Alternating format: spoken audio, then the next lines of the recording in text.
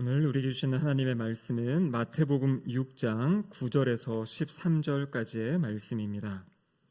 신약성경 8면입니다. 마태복음 6장 9절에서 13절까지의 말씀입니다.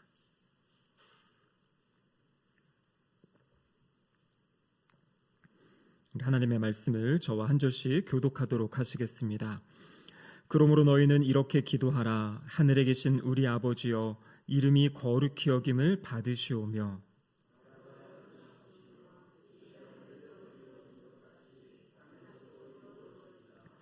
오늘 우리에게 일용할 양식을 주시옵고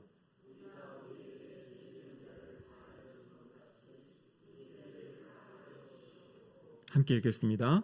우리를 시험에 들게 하지 마시옵고 다만 악에서 구하시옵소서. 나라와 권세와 영광이 영원히 아버지께 영원히 있사옵나이다. 아멘. 함께 기도하시겠습니다. 사랑하는 아버지, 감사드립니다. 이 시간에도 저희들을 주님 앞으로 불러주시고 함께 주님을 찬양하며 말씀드리며 기도할 수 있는 은혜 주심에 감사드립니다. 이 시간 이곳 가운데 주님 친히 임재하여 주셔서 저희의 예배를 받아주시고 또 하늘의 신령한 은혜로 저희의 마음과 심령을 일으키시며 또 치유하시며 살리시는 복된 역사 있게 하여 주시옵소서. 설교자 입술을 주장하시사 하나님의 말씀을 온전히 선포하도록 역사하여 주시옵소서. 예수님의 이름으로 기도드립니다. 아멘. 한 주간 잘 지내셨습니까? 우리 옆에 계신 분들과 한번 인사하시도록 하겠습니다. 사랑합니다. 축복합니다. 사랑합니다. 축복합니다. 제가 아까 찬양하다가 참 우리 금요심야교도의 찬양팀 이름이 혹시 뭔지 아십니까? 어울림이라고요. 맞죠? 어울림 맞죠? 어울림해서 우리가 작년 연말에 아마 이름을 지어가지고 또 우리가 이렇게 계속 하고 있는데, 제가 이렇게 보니까 작년 3월부터 오늘까지 쉬지 않고 쭉 달려온 것 같아요. 제가 보니까 제가 부임하기 전에는 이렇게 겨울 방학도 있고 여름 방학도 있고 그렇게 좀 쉬는 시간들이 있었던 것 같은데, 작년 3월부터는 지금까지 쭉 왔는데, 올 수 있었던 가장 큰 이유가 무엇이냐면 우리 찬양팀이 되게 찬양으로 헌신해 주셔서 그렇습니다. 우리 오랜만에 우리 찬양팀 귀한 헌신에 감사하다고 우리 박수로 한번 격려해 드리면 좋겠습니다. 감사합니다. 특별히 우리 철규 형제, 우리 중국에서 또 이렇게 학생들을 가르치다가 잠시 이렇게 방학에 들어온 것 같은데 오자마자 또 이렇게 악기로 섬겨줘서 또 너무나 또 감사를 드립니다. 우리 강 목사님이 참 열정적으로 찬양 인도를 잘 하시죠. 다음 주가 제가 갑작스럽게 휴가를 가게 돼가지고 어디를 갈지 모르겠지만 우리 강 목사님이 지금 수요 예배도 그러고 금요 심야기도에도 찬양도 하고 설교도 하시고, 자 박 전사님이랑 좀 바꾸시면 어떻습니까 했는데 다 하시겠다 그래가지고 아마 새벽부터 해가지고 다음 주가 아주 그 은혜의 시간들이 되실 것 같습니다. 목사님께 있어서. 그래서 많이 기도해 주시고요. 이렇게 마음을 다해 또 준비하시는 분들 계시니까 함께 뜨겁게 찬양하고 영광 돌리면 좋겠습니다. 제가 참 성경의 여러 말씀들 가운데 제 마음에 많은 감동을 주는 말씀이 바로 역대상 29장에 나와 있는 그 말씀입니다. 역대상 29장은 어떤 장면이냐면요, 바로 다윗 왕이 하나님 앞에 기도하는 그러한 장면입니다. 근데 이 순간은 어떤 순간이냐면, 다윗이 이제 자신의 왕궁도 다 짓고 나라가 평안해졌을 때, 이제 내가 하나님께 이 성전을 지어드리고 싶다라는 그러한 마음이 다윗의 마음이 있었어요. 그래서 이제 나단 선지자를 통해서 이야기를 나누고요, 또 하나님 성전을 지어드리고 싶습니다 했는데 하나님이 어떻게 하십니까? 그것을 거절하세요. 그러면서 뭐라고 이야기하시냐면, 너는 피를 많이 흘렸기 때문에 안 된다 하시고 너의 아들의 때에 성전을 짓게 해라 이렇게 이야기하십니다. 근데 그때 다윗 왕이 보였던 반응이 무엇이냐면요, 하나님, 그러면 제가 제 아들이 할 수 있도록 그 성전을 지을 수 있는 준비를 하겠습니다. 이런 마음을 가지고요, 성전에 필요한 금과 은과 녹과 나무, 돌, 기술자 다 다윗이 준비한 것이에요. 그래서 그 내용이 특별히 28장에 나오면서요, 거기에서 다윗이 자기의 소유, 특별한 자기의 금과 은까지도 다 내어놓으면서 하나님께 그 예물을 드리는 그런 장면이 있습니다. 또 다윗이 그렇게 자신의 것을 드리면서 백성들에게 너희들은 어떻게 하겠느냐 그랬더니요, 백성들도 자기가 가진 모든 것을 막 가지고 나와가지고 하나님의 이제 성전을 짓는 일을 위해서 헌신하게 됩니다. 그럼 그 상황, 이 백성들도 기쁘게 예물을 드리는 그 상황을 보고 다윗 왕이 기도하는 장면이 이제 역대상 29장에 나와 있습니다. 근데 그 기도의 첫머리를 이렇게 기도하는 겁니다. 역대상 29장 11절에 보면 이렇게 되어 있죠. 같이 한번 읽어보겠습니다.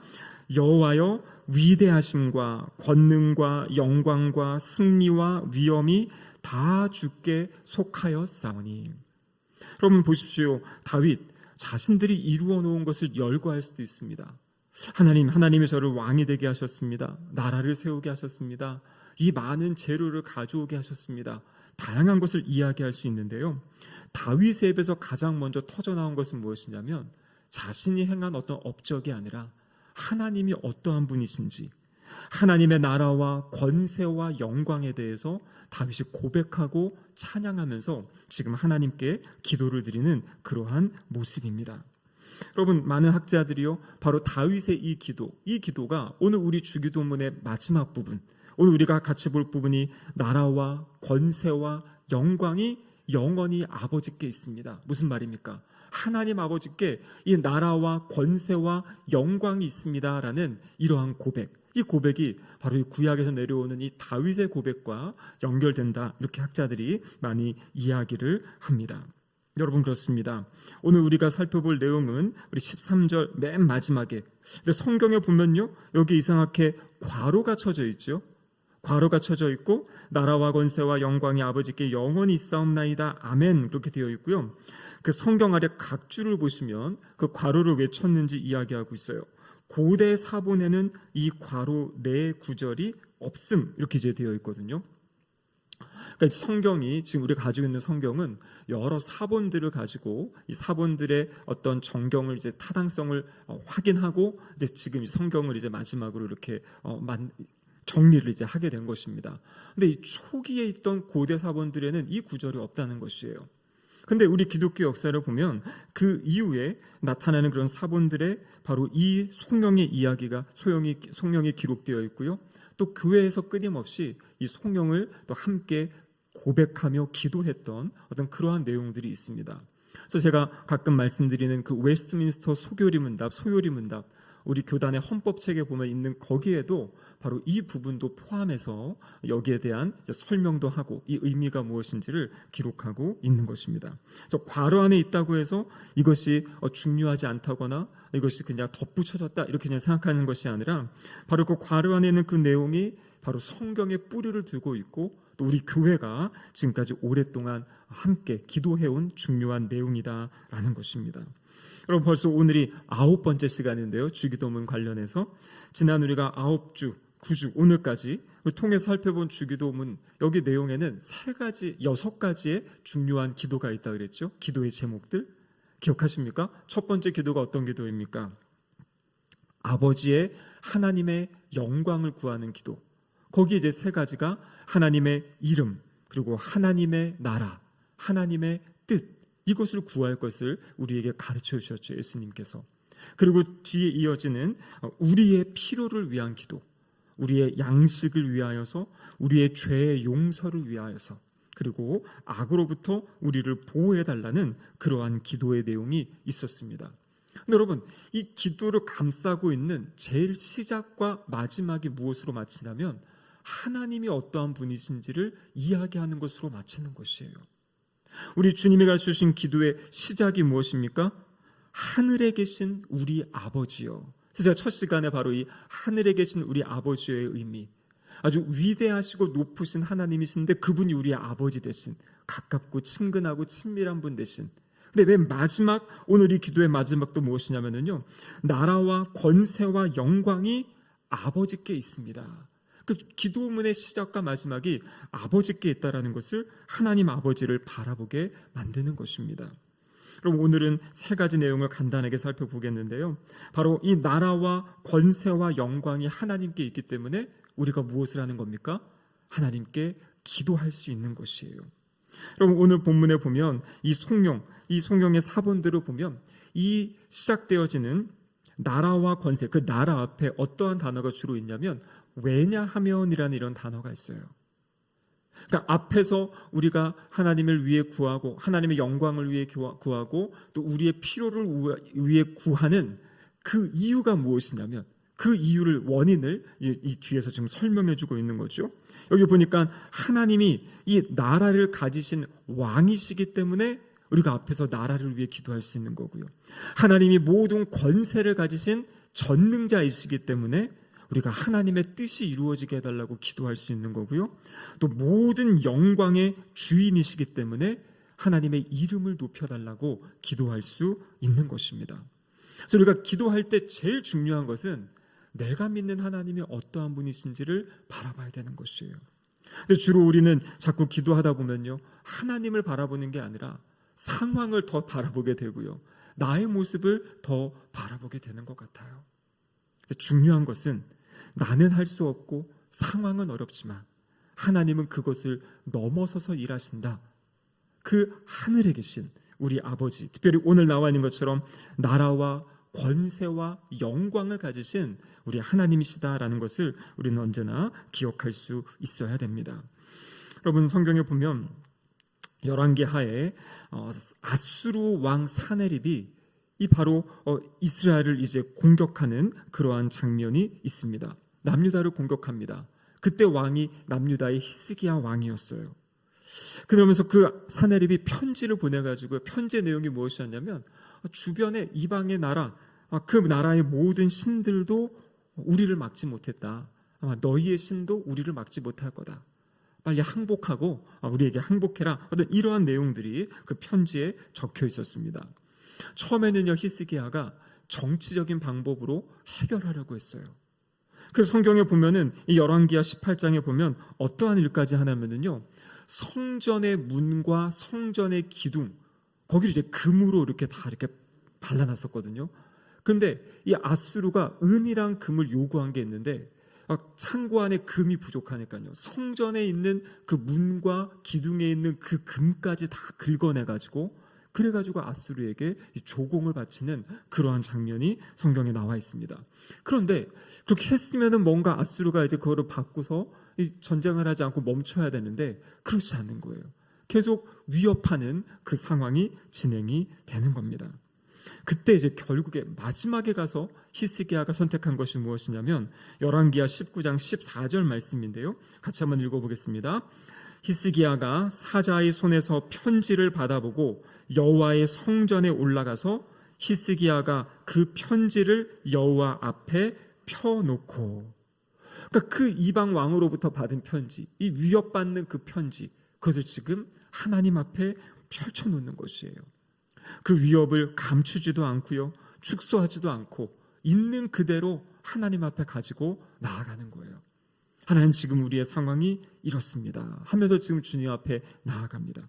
근데 주님 앞에 나아가서 히스기야가 하는 기도의 내용이 바로 이어지는 15절에 나와 있는데요, 기도를 이렇게 시작합니다. 같이 한번 읽어보겠습니다. 주는 천하 만국의 홀로 하나님이시라. 주께서 천지를 만드셨나이다. 기도의 시작이 무엇이냐면 지금 하나님을 바라보면서 하나님이 어떠한 분이신지를 고백하는 것이에요. 하나님이 어떠한 분이십니까? 천하 만국의 홀로 하나님이시다. 주께서 천지를 만드셨다. 이 세상을 만드시고 유일한 왕이 되시는 분, 하나님이신 분, 그분이 바로 내가 지금 기도하는 여호와 하나님이십니다라고 고백하고 있습니다. 그래서 그 중간에 자신들의 상황을 이야기하고요, 마지막에 뭐라고 간구하냐면 하나님, 이 어려운 상황에서 우리를 구원해 주세요. 그 구원해달라는 기도한 다음에 마지막에 하는 기도가 바로 19절 하반절에 있는데요, 같이 한번 읽어보겠습니다. 천하 만국이 주 여호와가 홀로 하나님이신 줄 알리이다. 그럼 이게 무슨 말이냐면요, 하나님이 어려운 상황에서 우리를 구원해 주시면 그러면 천하 만국이 정말 하나님이 홀로 하나님이신 줄 다 알게 될 것입니다. 그러니까 자신들의 구원, 이것을 통해서도 지금 무엇을 간구하는 겁니까? 하나님이 열방 가운데 알려지고 하나님이 열방 가운데 드러나기를 원하는 그러한 이야기를 하고 있는 것이에요. 요즘에 저희가 새벽마다 우리 에스겔서 말씀 묵상하고 있지 않습니까? 에스겔서로 보면 하나님이 끊임없이 세상을 심판하신다. 그리고 회복시키신다. 근데 그것을 통해서 무엇을 하시겠다는 거예요? 여호와 하나님이 어떠한 분이신지를 알리겠다. 이렇게 말씀하고 계신 거잖아요. 그래서 결국에 그것을 통해서 구원의 일들, 이 영생의 일을 알리시겠다고 우리 주님이 이야기하고 계신 거죠. 그래서 이 히스기야는 그 하나님께 나아가서 하나님 이 문제를 통해서 이 문제가 해결되는 것을 통해서 하나님이 드러나게 해주시고 하나님이 영광받게 해주셔야라고 이렇게 기도하는 모습을 보여주고 있는 것입니다. 여러분, 히스기야가 이렇게 기도할 수 있었던 것, 히스기야에게 어떤 자격이 있었기 때문입니까? 그렇지 않습니다. 히스기야에게 어떤 자격이 있기 때문이 아니라 하나님이 바로 이 유다, 이 이스라엘을 선택하셨고 하나님이 내가 너와 함께하겠다, 너희를 통해 일하겠다라는 그 하나님의 약속을 붙잡고 자신은 연약하고 자신은 부족하지만 그 하나님을 의지하며 신뢰하며 나아갔던 그러한 모습들을 보여주고 있는 것입니다. 여러분, 그렇다면 이 위대하신 하나님 앞에서 우리가 어떻게 하겠습니까? 우리도 동일하게 기도해야 됩니다. 우리도 때로 이렇게 받는 편지들이 있지 않습니까? 어떤 편지가 있습니까? 건강검진하고 받는 진단서, 우리의 몸의 연약함을 다 보여주는 게 있죠. 어떤 큰일을 위해 치르는 어떤 계약서라든지, 그렇죠? 아니면 어떤 우리의 가정의 문제들, 말 못하는 짐들이 있는데요. 여러분, 그것을 가지고 하나님 앞에 나와서 펼쳐서 기도하시기 바라요. 제가 제자 훈련하면서 특별히 기도 파트를 공부할 때 제가 이렇게 강조하는 부분이 있습니다. 그것이 무엇이냐면 기도 노트를 꼭 준비하셔서 기도 노트를 한번 사용해 보세요. 우리 여기 제자반 수료하신 분들 계신데 노트 쓰고 계신 분 있습니까? 그럼 그게 하나님 앞에 펼쳐놓고 기도하는 거예요. 나의 개인의 기도뿐만 아니라 누군가가 기도가 필요하신 분들 기도 부탁을 받을 때 거기에다가 기도의 제목을 적고요. 그것을 펼쳐놓고 하나님 앞에 기도하는 겁니다. 놀라운 것은요, 기도하다 보면요, 중간중간에 기도의 응답의 과정들이 생기고요. 그럼 또 그 노트에다 적어 놓는 거죠. 언제 또 이런 일이 있었다, 이런 일이 있었다 적어 놓고 그 기도를 쭉 이어갈 때 하나님께서 그 기도의 내용들을 풀어주시는 것을 보게 되는 거예요. 그럼 그러다 보면 와, 진짜 하나님 대단하시구나 라는. 그래서 저도 오늘도 한 2가지 정도 저의 기도 제목이 이루어진 게 있어가지고 첫 번째 한 가지는 기대도 못했습니다. 전화 거는 게 너무나 이게 두려워가지고 이분 되게 완강하신데 과연 이거를 받아들이실까 해가지고 며칠을 제가 전화를 못하고 있다가 아까 예배 들어오기 전에 오늘은 꼭 해야겠다 하고 전화를 드렸는데 너무나 놀랍게 진짜 아무렇지도 않게 그분이 어떤 일들을 이렇게 허락을 해주시고 진행할 수 있도록 그것을 이제 해주셨어요. 그래서 사실 저는 기도하면서도 그 부분은 이거 하나님이 참 되면 되고 아니면 어쩔 수 없다라는 마음이었는데 하나님도 그렇게 일을 해주시니까요. 근데 여러분, 이제 올해를 돌아봐도요, 우리가 지금 선교사 파송을 하는 이 모든 과정들 여정들도 돌이켜보면 진짜 은혜인 것 같아요. 제가 그 태국에서 처음 그 이야기를 듣고 왔을 때 장로님들에게도 말 못하고 한 달 동안 기도한 다음에 이제 슬며시 그 이야기를 꺼내고 그 이야기가 시작이 된 거거든요. 그래서 제가 처음에 할 때는요, 되게 많이 내가 이걸 좀 많이 감당해야겠다, 우리 성도님들이 하시기 어려울 것 같다라는 믿음 없는 모습, 그 마음이 있었는데요. 근데 지나고 보니까 우리 성도님들이 아주 차고 넘치게, 여러분 지금 제가 받은 거 보니까 한 169자 정도 지금 우리 성도님들이 헌신을 하셨어요. 그러니까 지금 하나님이 기도하며 나아갈 때 각 심령들 가운데 또 감동을 주시고 은혜를 주셔가지고 하나님의 일들을 해나가게 하시는 거예요. 그래서 저도 요즘에 매일 느껴지는 게 그렇구나, 믿음이 조금씩 더 자라가고 있는 것 같아요. 기도할 때마다 하나님이 하나하나 이렇게 진행해 가시는 거 보면서 진짜 하나님이 일하시는 것이, 하나님이 역사하시는 것이, 여러분 이런 것들을 다시 보게 됩니다. 그 이유가 무엇입니까? 나라와 권세와 영광이 우리 아버지께, 하나님께 있기 때문이에요. 그래서 우리는 이것을 언제나 잊어버리면 안 됩니다. 우리가 믿는 하나님은 위대하신 분이세요. 위대하신 하나님이세요. 그렇기 때문에 이어지는 내용은 바로 그 하나님께 기도하고요, 우리가 또 하는 것이 무엇입니까? 그 하나님께 찬양하는 것이에요. 그 하나님의 행하신 일을 높이는 것이고요, 그분 앞에서 그분의 놀라운 은혜의 역사들을 고백하는 것입니다. 여기 보면 나라라는 것이 무엇입니까? 여기서 말하는 나라, 그것은 바로 하나님의 통치를 이야기한다 그랬죠. 하나님 나라를 이야기할 때도 하나님의 통치가 임하는 것이 하나님의 나라다. 하나님의 통치가 임하는 것. 권세는 무엇입니까? 하나님의 통치하시는데 어떻게 통치하신다면 능력을 가지고 통치하신다. 그것이 바로 여기서 나오는 권세의 이야기입니다. 그리고 세 번째로 여기서 나오는 영광이라는 것이 무엇입니까? 영광은 한마디로 이야기하면 하나님의 성품이 드러나는 것이에요. 하나님의 어떠하심이 나타나고 드러나는 것이에요. 하나님의 일을 통해서, 하나님의 백성들의 사역을 통해서 하나님이 드러나고 나타나는 것. 여러분, 그 이사야서 6장에 보면은요, 거기 이사야서 6장 1절의 시작이 이렇게 됩니다. 우리 6장 1절 한번 읽어보겠는데요. 같이 한번 읽어보겠습니다. 우시야 왕이 죽던 해에 내가 본즉 주께서 높이 들린 보좌에 앉으셨는데 그의 옷자락은 성전에 가득하였고, 여기 보니까요, 우시야 왕이 죽던 해 이렇게 되어 있습니다. 여러분, 우시야 왕이 죽었다. 우시야 왕은요, 이 유다 남유다 왕으로서 52년 동안 남유다를 통치했어요. 생각해 보십시오. 52년. 다른 왕들의 역사를 보면 아주 짧은 시간, 어떤 왕은 3개월 한 적도 있고 그런데요, 52년. 그러니까 온 나라가 이 우시야 왕을 보면 왕을 많이 의지하고 신뢰했겠죠. 왕 때문에 우리가 이렇게 평안하다. 왕 때문에 우리나라가 이렇게 잘 진행이 된다. 그런데 오늘 본문에 보면 그 이들이 의지하고 신뢰하던 우시야 왕이 죽은 거예요. 그러니까 사람들의 마음에는 엄청난 그 두려움이 임하게 되는 거죠. 우리를 이끌어오고 우리를 지켜주던 왕이 죽었다. 근데 그때 하나님이 지금 이사야에게 무엇을 보여주는 겁니까? 이 땅의 왕은 죽었는데 하늘 보좌에 계신 하나님을 지금 보여주고 있는 것이에요.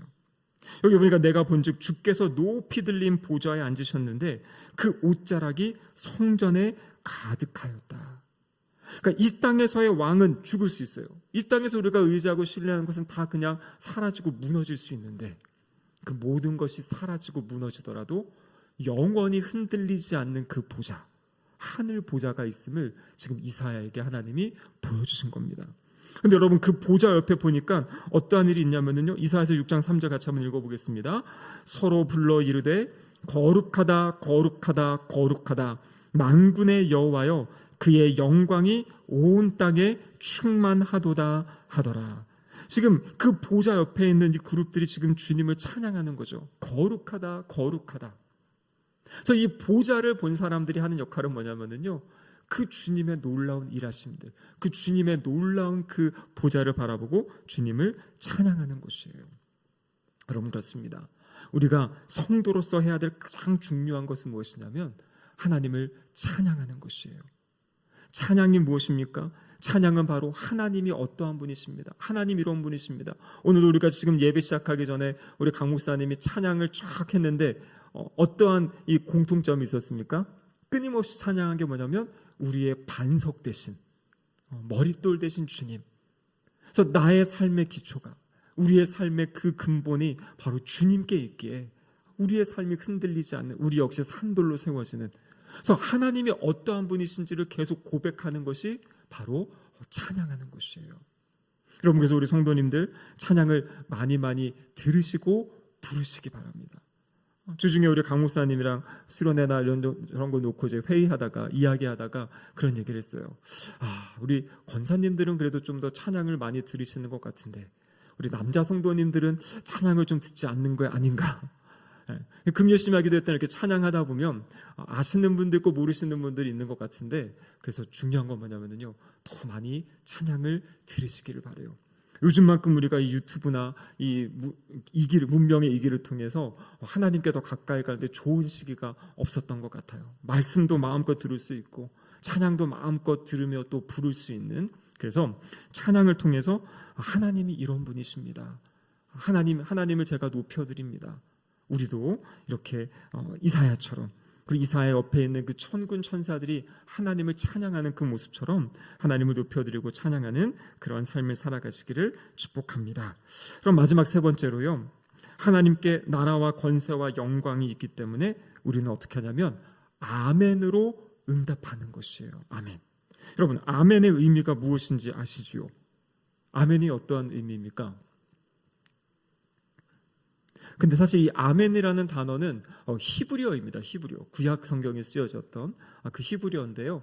아멘의 기본적인 의미는 뭐냐면 진실로, 참으로, 확실히, 이런 의미가 있어요. 근데 이 성경을 보면 이 아멘이 쓰여지는 문맥 가운데서 보면요, 그냥 참으로가 아니라 참으로 그렇습니다, 이런 의미가 있고요, 또 그대로 이루어지기를 원합니다, 이러한 의미가 바로 이 아멘이라는 단어에 있는 것이에요. 제가 동의합니다. 그 일들이 이루어지기 원합니다. 그래서 그 일이 이루어지기 원한다, 이것의 대표적인 내용이 신명기 27장에 보면요, 하나님께서 이스라엘 백성들에게 저주에 대한 이야기를 하세요. 너희가 율법에 이러이러한 것을 어기면 너희가 이러한 저주를 받을 것이다. 그랬을 때 사람들에게, 백성들에게 아멘으로 응답할 것을 이야기합니다. 그 대표적인 말씀이 신명기 27장 17절인데요. 같이 한번 읽어보겠습니다. 그의 이웃의 경계표를 옮기는 자는 저주를 받을 것이라 할 것이요 모든 백성은 아멘할지어다. 이러면서 한 10가지가 나오고 있어요. 부모를 공경하지 않는 자는 저주를 받는다. 그 백성들은 아멘할지어다. 이거 뭐냐면 하나님이 이렇게 하신다고 하신 것, 그것에 대해서 받아들이고 순종하고 하나님의 말씀은 옳습니다, 참되십니다, 제가 그것에 동의합니다, 그 일이 일어나는 것 제가 받아들입니다라는 어떤 그러한 고백이, 그런 표현이 아멘이다라는 것입니다. 여러분, 그런데 신약에 오면은요, 아멘이라는 단어가 어디에도 쓰이냐면요, 예수 그리스도를 향한 칭호로 아멘이라는 단어가 쓰이는 때가 있어요. 바로 요한계시록 3장 14절 말씀인데요, 같이 한번 읽어보겠습니다. 라오디게아 교회의 사자에게 편지하라. 아멘이시오, 충성되고 참된 증인이시오, 하나님의 창조의 근본이시니가 이르시되. 여기 보면 지금 아멘이시오, 충성되고 참된 증인, 누구를 이야기하는 거냐면 지금 예수 그리스도를 이야기하고 있어요. 특별히 여기에서는 예수님이 신실하시고 참되신 분이다, 바로 뒤에 나오는 것처럼 충성되고 참된 분이다라는 것을 지금 아멘으로 표현하고 있는 것입니다. 그리고 또 여러분, 고린도 후서 1장 20절 말씀 같이 한번 읽어보겠습니다. 하나님의 약속은 얼마든지 그리스도 안에서 예가 되니 그런즉 그로 말미암아 우리가 아멘하여 하나님께 영광을 돌리게 되느니라. 아멘. 그럼 이게 무슨 말이에요? 하나님의 약속이 있는데 하나님이 약속하신 것이 그리스도 안에서 예가 된다. 다른 말로 이야기하면 하나님이 약속하신 그 모든 것이 예수 그리스도 안에서 성취된다는 것이에요.